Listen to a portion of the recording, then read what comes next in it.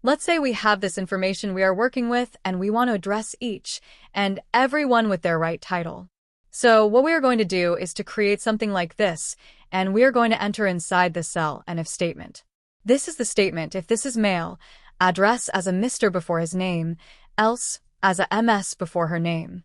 So we'll say equals if, then we'll select our logic test, which is if this equals male in parenthesis, comma, call him a Mr., open another parenthesis, picking the name.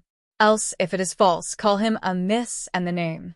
Once I have entered this if statement and select the right cell as reference, I will then close the logic, press enter.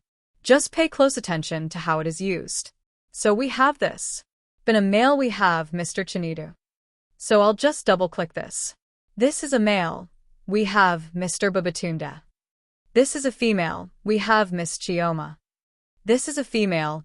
We have Miss Funk, etc. That's how to properly address an individual in Excel using an if statement.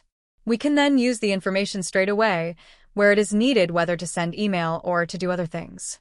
That's it for today.